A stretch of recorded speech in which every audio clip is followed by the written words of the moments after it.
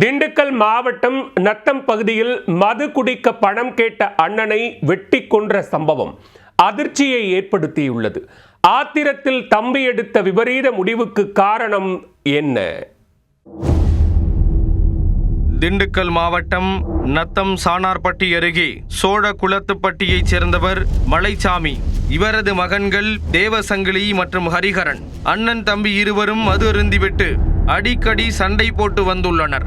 இந்நிலையில் நேற்று முன்தினம் சோழகுளத்துப்பட்டியில் இவர்களின் உறவினரின் இறுதிச் சடங்கிற்கு இருவரும் சென்றுள்ளனர்.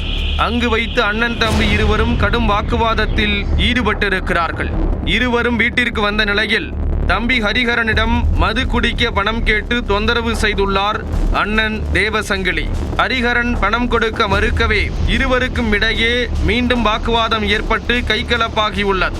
சிறிது நேரத்தில் மது அருந்திவிட்டு வந்த ஹரிஹரன் தூங்கிக் கொண்டிருந்த தேவசங்கிலியின் தலையில் கல்லை தூக்கி போட்டும் அரிவாளால் வெட்டியும் இருக்கிறார். இரத்த வெள்ளத்தில் உயிருக்கு போராடி கொண்டிருந்த தேவசங்கிலியை பெற்றோர் மீட்டு 108 ஆம்புலன்ஸ் மூலம் திண்டுக்கல் அரசு மருத்துவமனையில் சேர்த்துள்ளனர். ஆனால் சிறிது நேரத்திலேயே அவர் பரிதாபமாக உயிரிழந்துள்ளார். சானார்பட்டி போலீசார் வழக்கு பதிவு செய்து ஹரிஹரனை கைது செய்து சிறையில் அடைத்துள்ளனர். கொலை செய்யப்பட்ட தேவசங்கிலிக்கு திருமணமாகி 2 குழந்தைகள் இருப்பது குறிப்பிடத்தக்கது.